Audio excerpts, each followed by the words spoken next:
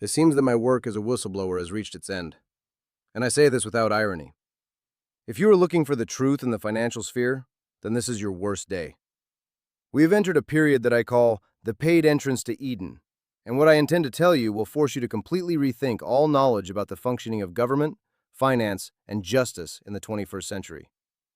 Right now, as you process these phrases, a combination is unfolding that is so audacious, grandiose, and at the same time formally legitimate that it effectively nullifies the very concepts of reputation and law and order.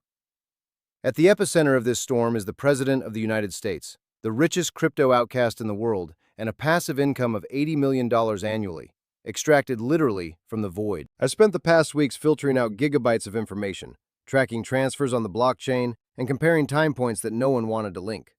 This is an investigation where the evidence is not fingerprints, but the profitability of securities and the limits on processor shipments. November of the year 2023 was the starting point, when the U.S. Department of Justice struck a blow designed to be fatal for the entire industry. The largest crypto platform on the planet and its creator personally admit guilt in committing offenses that cannot be justified by a simple oversight of the accountant. It was a fine of $4 billion. The founder confirmed that his structure deliberately ignored anti-money laundering regulations, turning into a quiet haven for the darkest operations on Earth. The company's internal correspondence, which the federal detectives found themselves in possession of, read like a crime drama script. The head of the control department openly wrote to subordinates that they function as an unlicensed exchanger, ignoring all available standards. They deliberately funneled funds from Iran, North Korea, and Syria through themselves, helping to circumvent restrictions and mask terrorist money routes. The head leaves his post. He is forever forbidden to lead his brainchild and is given a real prison sentence. While one leader was preparing to be imprisoned, a tectonic shift occurred in American politics, paving the way for a major comeback. Donald Trump, who just a few years ago called cryptocurrency a scam and a threat to the dollar, is suddenly becoming the most ardent proponent of digital assets. But he didn't just accept Bitcoin contributions from the electorate.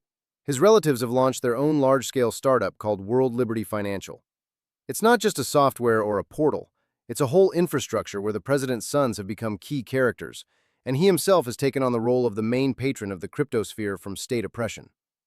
The project is releasing a personal stablecoin, an electronic coin pegged to the value of the dollar, under the name USD1. To make you aware of the difficulty of the process, today, launching a new stablecoin and getting the public to trust it is an almost impossible task without having some secret, incredibly powerful tool to put pressure on the market. In March 2000, when the convicted creator of the exchange continued to serve his sentence, a third participant appeared, turning the financial play into a geopolitical action movie. A powerful investment fund from the United Arab Emirates, called MGX, backed by influential people, is pouring an incredible $2 billion into the crypto exchange. It's a huge sum, but the essence, as usual, is hidden in the nuances of the transaction. These $2 billion were not sent in regular dollars through banking channels, and were not used to purchase bitcoins. All this capital was transferred to the very latest stablecoin USD1, owned by the family, the president. Think for a moment. Why would a professional sovereign wealth fund use a coin that is only a few months old and has virtually no reputation in the market for a gigantic operation? The secret lies in mathematics and how stablecoins generate benefits for their creators, rather than for those who simply keep them in their addresses. The principle of this mechanism is simple and virtuosic at the same time. When you purchase $2 billion worth of USD1 tokens, you actually transfer the infusion $2 billion to the issuer, that is, to the startup of the family Trump. The issuer takes these living funds and invests them in United States government bonds, which at current rates bring in about 4 to 5% annually. The trick is that these dividends are not credited to the owner of the coins. They completely go to the owner of the project in the form of net proceeds. Mathematics is absolutely ruthless to logic here. $2 billion at 5% per annum create $80 million in profit per year. These funds go into the pocket of the beneficiaries of the project simply because the huge capital of an external player is in their digital tokens. This is not an investment in the progress of technology. It is a voluntary loyalty fee that the crypto exchange and its partners have decided to pay to the family of the current leader of the state. But if you think it was a one-way game, then you underestimate the intricacy of global pacts, where not only finances are at stake, but also the technological triumph of the future. This is where innovation and artificial intelligence come into play. Just 2 weeks after the Arab billions began to bring enormous income to the project of the president's family, the White House issues a verdict that shocked analysts. The United Arab Emirates has received official approval for the purchase of hundreds of thousands of the most scarce and productive chips from NVIDIA Corporation. These are precisely the developments whose export to most regions of the world is strictly limited, as they are the key in the arms race of artificial intelligence. The whole world is literally fighting for these chips. This is a new analog of nuclear dominance in the electronic age. And suddenly the Emirates get a green light for them. Officials said it was an accident, but in the world of such quantities, accidents simply do not happen. While the sheikhs were guaranteeing themselves a technological tomorrow, and the president's family was counting millions in revenue, the convicted founder of the exchange started his own party ahead of schedule through forecasting systems. This is the strangest part of the whole plot. On the poly market, where people bet money on the finale of any global incidents, in October of the year 2025, a user appeared under the pseudonym BigWinner01. This anonymous player starts betting fabulous sums that Trump will pardon the creator of Binance before the end of the year. At that time, experts estimated the chances of such an outcome at only a couple of percent. Forgiving a man who had officially pleaded guilty to helping legalize funds for radicals looked like political folly. But this mysterious character did not just take risks. He systematically bought out all bets against, acting with the conviction of a subject who knows for sure that the verdict has already been pronounced on the sidelines. He did not guess what was coming. He just watched how the paid agreement was being fulfilled. On October 23, 2025, the denouement begins. Trump approves the decree pardoning Changpeng Zhao. All claims have been dropped, and the criminal record has been erased. In the official speech, this decision was presented as a significant step in opposing state arbitrariness and protecting the freedoms of merchants and technology. The White House declared this the end of the battle against progress.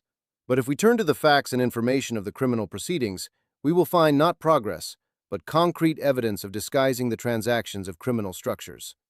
However, in this new reality, facts and ethics no longer have any meaning. The only thing that matters is how many resources you were able to pour into a project related to power at the right moment. Each participant in this agreement got exactly what they came for. The Emirates gained access to closed processor technologies.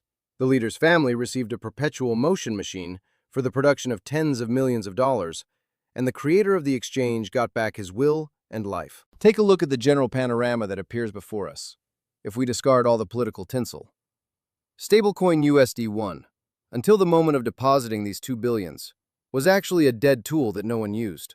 In an instant, it became the most prosperous crypto project of the year. This is not the result of market competition or brilliant PR. This is a new type of corruption, where a transfer on the blockchain is used instead of a bag of cash. The most frightening thing here is that the players no longer need to hide. They do this completely openly, making all the information publicly available, because they know that the intricacy of these monetary ties serves them as the best shield against the fury of the masses. Most people are simply unable to connect the forgiveness of a criminal, the shipment of video cards, and the yield on treasury securities into one thread. But if you learn to notice these correlations, the world will no longer seem like a jumble of incidents to you. We are entering a frightening reality, where wealth can buy not only the best acts, but also the truth. Where you can be officially found guilty of serious crimes, and a year later, turn into an industry idol if you have enough resources to support the right initiative at the right time. This is the end of the era of classical investigations, as there is nothing left to hide. Everything is in plain sight, but society is too blinded by the noise to see the obvious. If we accept this as a new norm, where justice becomes just another lot at auction, then we will lose the right to a fair tomorrow. This is not a story about one person or one company.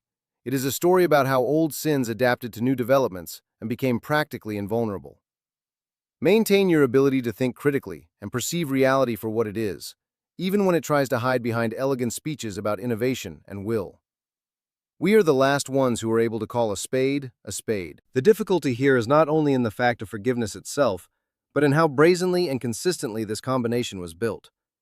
We are witnessing a classic scheme of preference exchange, which has now been scaled to the level of national interests and billions of dollars of wealth. When the president of a country becomes a direct beneficiary of the success of a private company, which he is obliged to control, and the system of checks collapses, this sets a dangerous precedent for any business in the future. If you want to work in the United States, invest in the leader's family fund. If you want to avoid jail for misconduct, ensure the profitability of the correct stablecoin. This is not capitalism or democracy. It is a feudal system in digital packaging, where the overlord grants mercy to his subjects for a specific contribution. And this contribution is now measured not in gold bars, but in the share of the stablecoin market and shares of treasury bills, which are paid out of the pocket of citizens. Let's take a look at the capitalization chart of this very startup, USD1. You will notice a sharp, unnatural upward leap at the very moment when the Arab Fund made its contribution. This is not an organic growth. This is a one-time, man-made infusion that saved the project from oblivion. In fact, the triumph of the business of the president's family was bought at the price of the freedom of a man who violated the laws of this state. And the most ironic thing here is that the same people who shouted about protecting American interests are now giving away the UAE's strategic developments in exchange for supporting their private crypto project. This is a retail sale of national interests through the blockchain. We see how the state machine is turning into an instrument of personal enrichment under the guise of slogans about freedom and the fight against bureaucracy. This is a masterclass on manipulating mass consciousness, where offense turns into valor and corruption into investment. Many supporters of this verdict will say that this is just a way to bring commerce back to the country and ease the pressure on the industry. But look at it from a different perspective. If you are an ordinary entrepreneur who does not have billions in contacts with sheikhs, these rules do not apply to you. For you, the law will remain just as harsh and unshakable. Not all players of the crypto market received forgiveness, but only one specific subject who found the right way to thank the system. This is selective justice that destroys the foundations of society. If law and order can be bought with interest from bonds, then law and order no longer exists. There is only the cost of the issue. And today we found out how much forgiveness costs for promoting global terrorism. It is measured in $2 billion of liquidity and $80 million of annual revenue. This is the price tag that now hangs on the doors of the White House for anyone who is wealthy enough to pay for it. Ultimately, this situation demonstrates how deeply blockchain technologies have become embedded in the global corruption system. Instead of making finance transparent and honest, as the creators of Bitcoin dreamed of, they have become an ideal tool for secret transactions at the highest level. Smart contracts allow you to automate the transfer of offerings, and stablecoins allow you to legalize income from influence. We are witnessing the birth of 2.0 corruption, which functions faster than the law and is beyond the reach of traditional investigative structures. This is a new challenge that the world is completely unprepared for. We are still debating taxes and inflation, while private printing presses are being created behind the scenes, bringing billions to those who have the power to protect them. This is not just news from the world of crypto. It is a fundamental shift in the way our society and our future are organized. As I conclude this narrative, I want you to realize one thing. Exposures no longer function the way they used to. Previously, the politician resigned because of secret income. Today, they post these earnings on social media and call it the success of their business strategy. We exist in a post-truth era where audacity replaces excuses. The only thing we can do is to keep an eye on the numbers and not let the beautiful headlines lull our vigilance. The truth is still there, in the blockchain, in the transfer dates, and in the names on the accounts. It just started to require more effort to understand. And if we stop making these efforts, we will wake up to a world where justice will finally become a private domain. Thank you for being with me on this lengthy investigation. Remember that the only way to defeat the system is to understand how it really works. Be careful, and always check who exactly you are paying to when you purchase another digital freedom.